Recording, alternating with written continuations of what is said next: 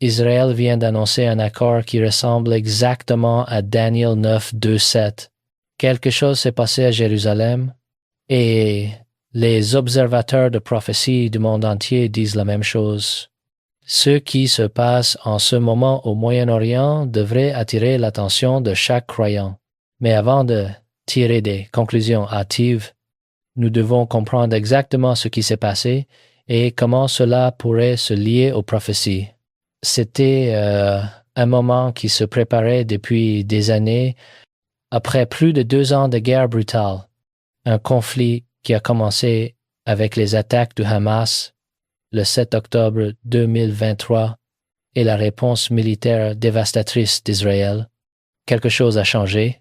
Le cabinet israélien s'est réuni à Jérusalem et ils ont voté oui. Oui à un cessez-le-feu. Oui à un cadre de paix en 20 points. Oui à un accord qui impliquerait non seulement Israël et le Hamas, mais une constellation de joueurs internationaux, comme nous, n'en avons jamais vu auparavant. Laissez-moi vous expliquer ce que cet accord contient réellement. Le plan de paix pour Gaza, parfois appelé le plan Trump en 20 points, a été dévoilé le 29 septembre 2025 lors d'une conférence de presse à la Maison-Blanche. Le président Trump se tenait aux côtés du premier ministre israélien Benjamin Netanyahu et a annoncé ce qu'il a appelé un bel accord pour une paix forte, durable et éternelle. Voici ce que le cadre comprend. Fais un cessez-le-feu immédiat, toutes les opérations militaires s'arrêtent, les lignes de bataille se figent, les otages israéliens sont libérés, les prisonniers palestiniens sont échangés. Le passage de Rafah s'ouvre pour l'aide humanitaire. Phase 2 démilitarisation.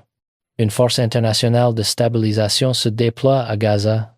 L'infrastructure du Hamas est démantelée. La sécurité passe sous surveillance internationale. Phase 3 à 6 Reconstruction Massive. L'infrastructure reconstruite, hôpitaux, système d'eau, électricité, logement. Un comité technocratique palestinien prend en charge la gouvernance quotidienne sous supervision internationale. Des plans de développement économique se déroulent, y compris ce que Trump a appelé des villes miraculeuses. Le 17 novembre 2025, le Conseil de sécurité de l'ONU a adopté la résolution 2083 avec un vote de 13 contre 0. La Chine et la Russie se sont abstenues mais ne l'ont pas bloqué. Cela a donné à tout le cadre le poids du droit international, et voici où cela devient prophétiquement significatif. Regardez qui est impliqué dans cet accord. Israël. Évidemment, les Palestiniens par l'intermédiaire d'intermédiaires et d'un nouveau comité technocratique, les États-Unis en tant que courtier principal, financeur et superviseur, les Nations unies fournissant l'autorisation légale et les forces de maintien de la paix, les États arabes, Qatar, Égypte, Turquie, Émirats arabes unis, Bahreïn, en tant que médiateur, financeur et contributeur potentiel à la force de stabilisation. Les nations européennes impliquées dans les garanties de sécurité et le financement de la reconstruction, une petite bande de terre appelée Gaza, et soudainement, de nombreuses nations sont assises à la même table. De nombreuses nations soutiennent le même cadre. De nombreuses nations investissent dans le même résultat. Cette phrase vous semble familière? Elle devrait. Parce que Daniel a utilisé cette phrase exacte il y a 2500 ans. Ce que Daniel a réellement dit, l'alliance avec plusieurs. Allons directement à la prophétie. Le chapitre 9 de Daniel contient l'un des passages prophétiques les plus détaillés et spécifiques de tout l'Ancien Testament. On l'appelle la prophétie des 70 semaines, et elle décrit le calendrier de Dieu pour Israël depuis l'époque de Daniel jusqu'à la fin des temps. Le dernier verset de cette prophétie est le verset 27, et il décrit un accord qui marquera le début des 7 dernières années avant le retour du Christ. Daniel 9, 2, 7. Il confirmera l'alliance avec plusieurs pour une semaine. Et au milieu de la semaine, il fera cesser le sacrifice et l'oblation. Et à cause de l'étendue des abominations, il le rendra désolé, jusqu'à la consommation, et ce qui est déterminé sera versé sur le désolé. Laissez-moi décomposer cela pièce par pièce. Il confirmera l'alliance. Le « il » dans ce verset fait référence à une figure introduite plus tôt dans la prophétie de Daniel, un prince qui viendra du peuple qui a détruit le temple. Les Romains ont détruit le temple en 70 après J. N. Il s'agit donc d'un leader qui s'élève du territoire de l'ancien empire romain, ce que de nombreux érudits identifient comme une puissance européenne ou occidentale ravivée. La plupart des enseignants de la Bible identifient cette figure comme l'Antéchrist, le leader mondial final qui dominera les temps de la fin. Remarquez maintenant le mot confirmera. Le mot hébraïque ici est gabar. Cela signifie renforcer, rendre fort, prévaloir. Il ne crée pas nécessairement l'alliance à partir de zéro. Il la confirme, il la renforce. Il la rend contraignante. Cela suggère que l'alliance peut déjà exister sous une certaine forme avant que l'Antéchrist n'y mette son poids derrière, avec plusieurs, pas seulement avec Israël, pas un accord bilatéral, avec plusieurs partis, plusieurs nations, une coalition pour une semaine. Dans la prophétie de Daniel, une semaine représente 7 ans. Il s'agit d'un accord de 7 ans. Au milieu de la semaine, il fera cesser le sacrifice et l'oblation à mi-chemin, à la marque de 3, 5 ans. Ce leader rompt l'alliance. Il arrête les sacrifices. Cela implique que le culte du temple a été restauré à Jérusalem. Les sacrifices se produisent à nouveau sur le mont du temple, et ce leader y met fin. À cause de l'étendue des abominations, il le rendra désolé. C'est l'abomination de la désolation dont Jésus lui-même a parlé dans Matthieu 24. L'Antéchrist profane le temple. Il s'établit comme Dieu, et à partir de ce moment, la grande tribulation commence.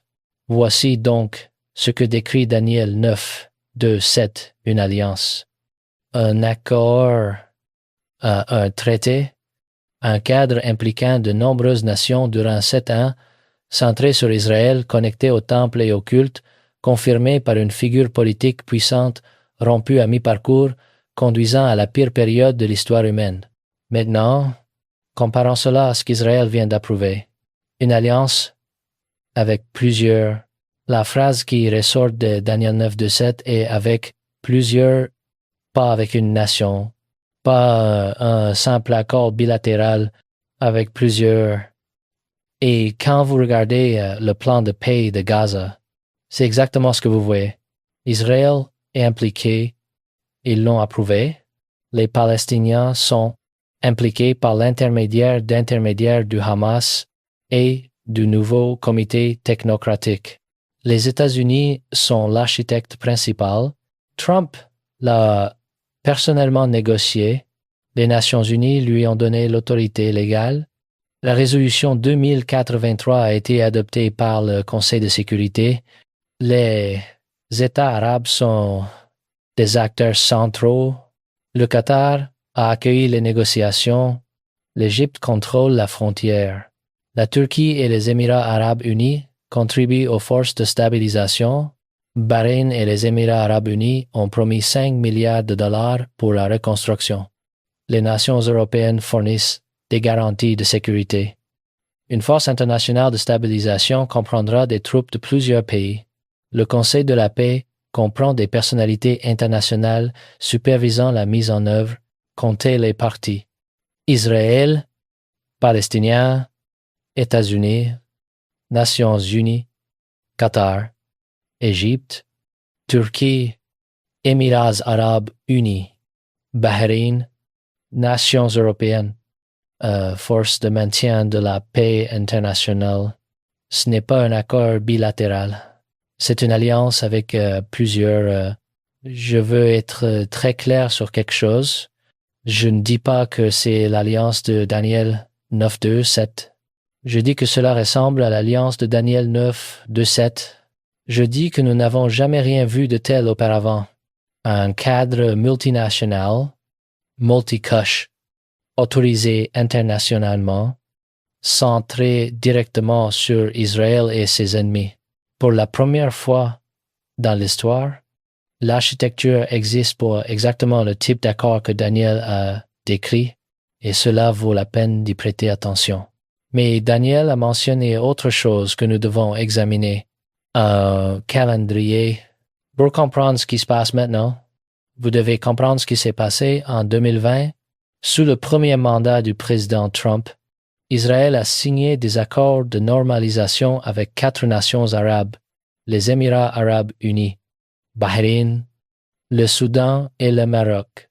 Ce n'étaient pas seulement des traités de paix, c'était des cadres complets couvrant le commerce, la sécurité, la technologie, l'énergie et les relations diplomatiques. Pour la première fois depuis la Jordanie en 1994, les nations arabes normalisaient publiquement leurs relations avec Israël, et elles le faisaient sans exiger que Israël résolve d'abord la question palestinienne. C'était révolutionnaire. Ces accords ont été signés en septembre 2020, 5 ans plus tard. En septembre 2025, Trump a dévoilé le plan de paix de Gaza. Pensez à cette séquence. Première étape, normalisation avec les nations arabes, construction de relations, établissement de la confiance. Deuxième étape, résolution du conflit israélo-palestinien avec le soutien de ces mêmes nations arabes. C'est une approche en 2 phases pour refaire le Moyen-Orient. Et cela fonctionne. Mais voici où cela devient prophétiquement fascinant. Combien de temps s'est écoulé entre septembre 2020 et septembre 2025? 5 ans. Que se passe-t-il si cette approche en 2 phases était en réalité la première moitié d'un calendrier de 10 ans? Que se passe-t-il si les 5 prochaines années déploient la reconstruction et la stabilisation de Gaza d'une manière qui établit le modèle pour quelque chose de plus grand à venir? Je ne fixe pas de date. Je ne fais pas de prédiction. Mais je remarque des modèles, et le modèle que je vois suggère que le monde se prépare pour exactement le type d'accord que Daniel a décrit. Peut-être pas maintenant, mais bientôt. C'est à ce moment qu'un collègue m'a contacté. Il m'a regardé et dit « Juan José, tu dois voir ceci. » Il connaissait mon travail de recherche et savait que j'avais passé des années à étudier les connexions entre prophéties anciennes et événements modernes. C'est dans ces moments que les paroles que Jésus nous a laissées prennent tout leur sens. Il y a 2000 ans, Jésus a averti ses disciples de ce qui allait venir. Dans Matthieu 2, 4, 6 à 8, il a dit « Vous entendrez parler de guerre et de bruit de guerre. Gardez-vous d'être troublés, car il faut que ces choses arrivent. Mais ce ne sera pas encore la fin. Une nation s'élèvera contre une nation, et un royaume contre un royaume. Et il y aura en divers lieux des famines et des tremblements de terre. Tout cela ne sera que le commencement des douleurs. » Ces paroles résonnent aujourd'hui avec une force particulière. Jésus ne nous disait pas simplement ce qui allait se passer.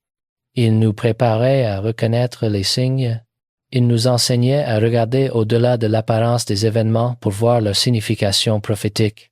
Quand nous observons cet accord multilatéral, quand nous voyons toutes ces nations rassemblées autour d'une seule table, quand nous entendons les mots paix et sécurité proclamés avec tant de confiance, nous devons nous rappeler ce que Jésus nous a enseigné. Veillez donc, car vous ne savez ni le jour ni l'heure. Matthieu 2, 5, 1, 3, ce n'est pas le moment de céder à la panique, mais ce n'est certainement pas le moment de dormir non plus. Il manque un élément dans l'équation actuelle, et c'est un élément crucial. L'accord de Gaza ne mentionne rien sur le monde du temple. Il ne traite pas de la question du temple. Il ne parle pas de sacrifice ou de culte. Et c'est important parce que Daniel 9, 2, 7 dit spécifiquement qu'au milieu de la semaine, il fera cesser le sacrifice et l'oblation.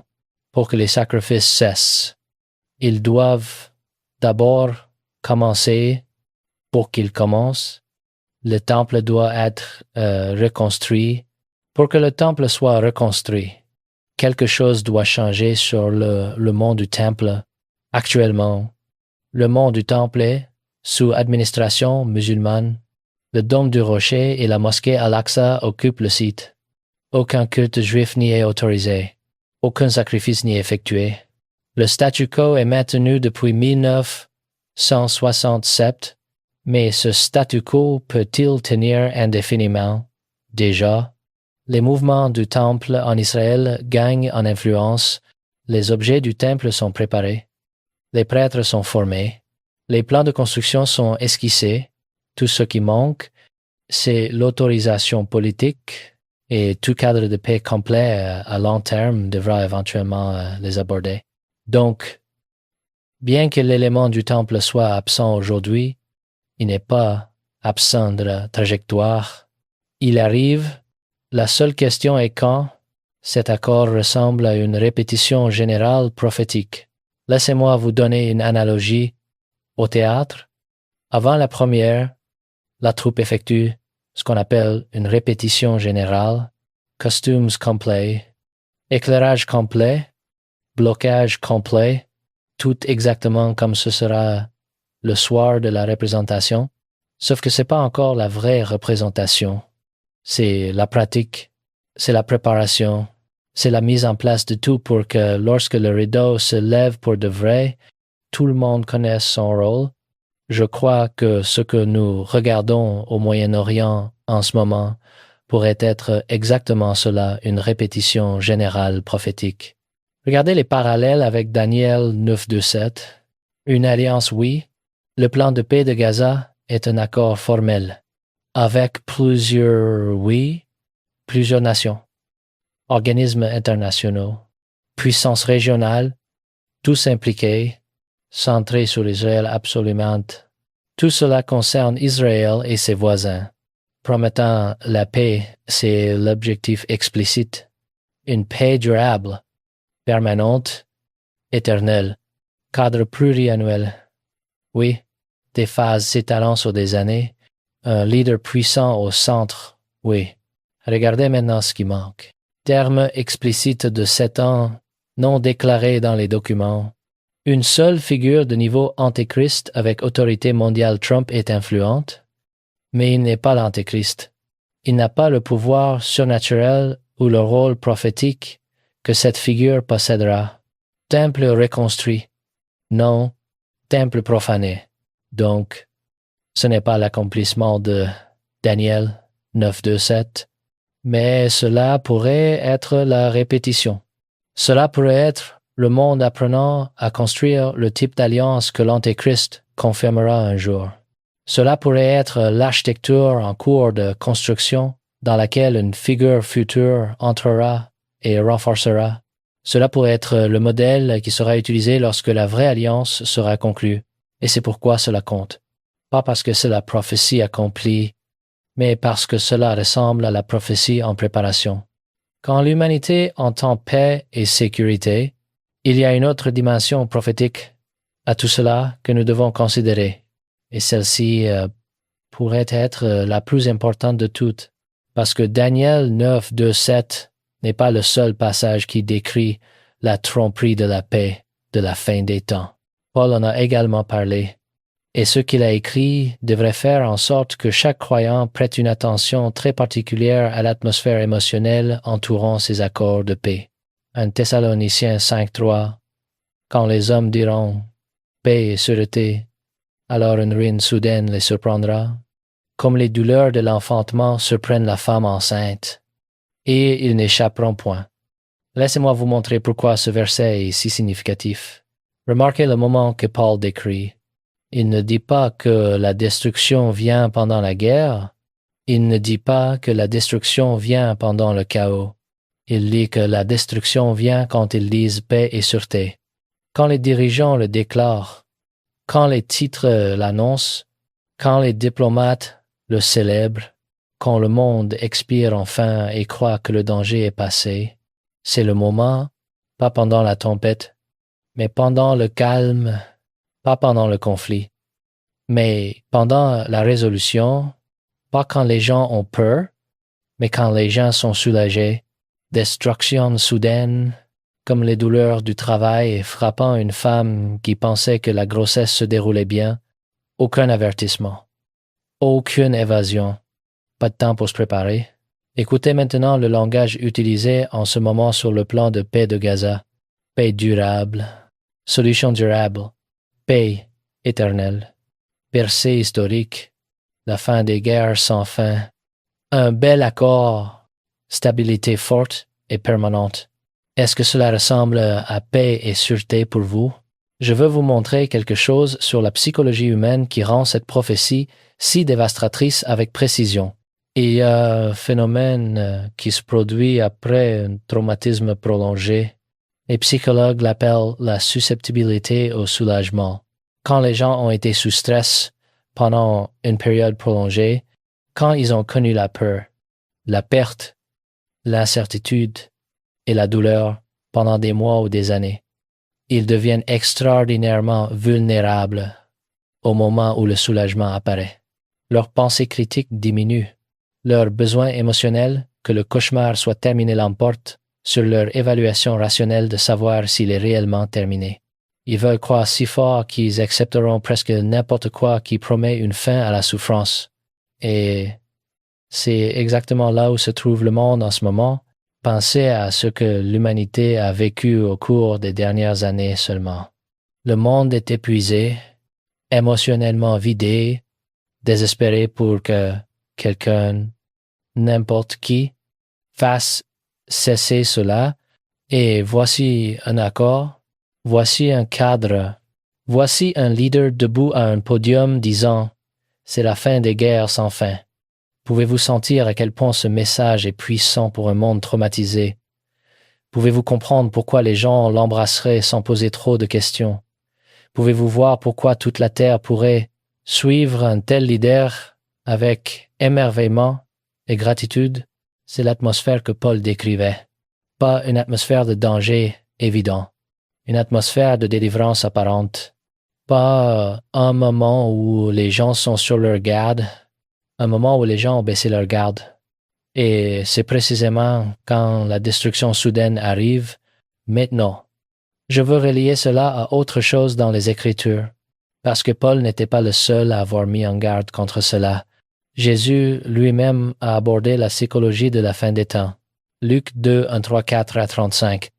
Prenez garde à vous-même, de crainte que vos cœurs ne s'apesantisent par les excès du manger et du boire, et par les soucis de la vie, et que ce jour ne vienne sur vous à l'improviste, car il viendra comme un filet sur tous ceux qui habitent sur la face de toute la terre. Comme un filet, savez-vous comment fonctionne un filet? Un filet ne ressemble pas au danger. Un filet ressemble à une opportunité. Il ressemble à de la nourriture. Il ressemble à la sécurité. Et il ressemble à quelque chose de bon. L'animal marche vers ce qui semble être une bénédiction et soudain il est piégé. Jésus dit que le jour du Seigneur viendra de la même manière, pas de manière évidente, pas avec des signes d'avertissement que tout le monde peut voir, comme un filet, déguisé en quelque chose de bon, déguisé en paix, déguisé en sécurité, déguisé en enfant, enfin la percée que le monde attendait. Et voici ce qui rend cela encore plus sobre. Jésus dit que cela viendra sur tous ceux qui habitent sur la face de toute la terre. Pas seulement une nation, pas seulement une région, toute la terre. C'est une tromperie mondiale, un piège mondial, un accord qui capte l'attention et l'espoir de chaque nation sur la planète. Est-ce que cela ressemble à quelque chose que vous voyez se développer en ce moment, un cadre multinational, une autorisation internationale, une couverture médiatique mondiale, des dirigeants mondiaux célébrant, toute la Terre regardant alors que la paix est déclarée sur l'une des régions les plus volatiles de la planète? Laissez-moi être très prudent ici. Je ne dis pas que les efforts de paix actuels sont mauvais. La paix est bonne. Les cessez-le-feu sauvent des vies. Le retour des otages est une bénédiction. L'aide humanitaire atteignant les personnes qui souffrent est juste. Les négociations qui réduisent l'effusion de sang sont meilleures que les bombes. La recherche de la paix n'est pas mauvaise. Elle est commandée dans les Écritures, Romains 2, 8, s'il est possible, autant que cela dépend de vous. Soyez en paix avec tous les hommes. Hébreux 2, 4. Recherchez la paix avec tous et la sanctification, sans laquelle personne ne verra le Seigneur. La paix est une vertu. La consolidation de la paix est une vocation. Jésus lui-même a dit « Heureux ceux qui procurent la paix, car ils seront appelés fils de Dieu. » Donc, le problème n'est pas la paix elle-même. Le problème est la confiance mal placée. Le problème est de croire que les accords humains peuvent accomplir ce que seul le retour du Christ réalisera.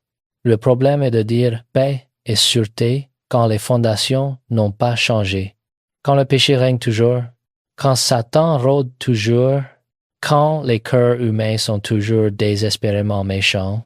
Le problème est un monde qui fera confiance à une alliance faite par l'homme plus qu'il ne fait confiance au Dieu qui tient l'histoire entre ses mains. Et selon les Écritures, c'est exactement ce qui se passera. Alors, que devons-nous faire face à tout cela? Nous avons besoin de clarté, nous avons besoin de sagesse, nous avons besoin d'action. Voici ce que je vous encourage à faire. Premièrement, restez vigilants. Ne devenez pas complaisants. Ne supposez pas que parce que les choses semblent s'améliorer, le danger est passé. Souvenez-vous de ce que Jésus a dit dans Matthieu 2, 4. 4.2. Veillez donc, puisque vous ne savez pas à quel jour votre Seigneur viendra. Deuxièmement, apprenez les prophéties. Étudiez Daniel. Étudiez Matthieu 24. Étudiez l'Apocalypse. Comprenez ce que dit la Bible sur les temps de la fin. Ne comptez pas sur les autres pour vous l'interpréter. Lisez-le vous-même. Troisièmement, fortifiez votre foi. Priez. Lisez les Écritures. Réunissez-vous avec d'autres croyants. Construisez votre fondation spirituelle maintenant, pas quand la tempête frappe. Quatrièmement, partagez ce que vous savez. Si vous voyez les signes, aidez les autres à les voir aussi, pas d'une manière qui provoque la panique, mais d'une manière qui encourage la préparation. Cinquièmement, gardez l'espérance. Oui, les temps sont incertains. Oui, des choses pourraient empirer avant de s'améliorer, mais nous savons comment l'histoire se termine. Le Christ revient, la justice triomphe, le bien l'emporte. Maintenez cette espérance fermement. Nous vivons à une époque extraordinaire, une époque où les prophéties anciennes prennent vie sous nos yeux, une époque où l'architecture de la fin des temps se construit pièce par pièce, une époque où chaque croyant doit décider: vais-je regarder et attendre, ou vais-je me préparer et agir? Je crois que nous assistons à quelque chose de profondément significatif, pas l'accomplissement final, pas encore, mais la répétition, la préparation, le décor qui se met en place, et quand le rideau se lèvera pour de vrai, quand la vraie alliance sera confirmée, quand le vrai leader émergera, nous ne serons pas surpris parce que nous l'aurons vu venir. C'est pourquoi je continue à chercher. C'est pourquoi je continue à étudier. C'est pourquoi je continue à partager ce que je découvre. Je suis Juan José Benitez et je continuerai à chercher la vérité. Peu importe où elle mène, la vérité mérite d'être recherchée. Les prophéties méritent d'être comprises et les croyants méritent d'être préparés. Restez vigilants, restez sages, restez prêts parce que quelque chose arrive et il est temps de prêter attention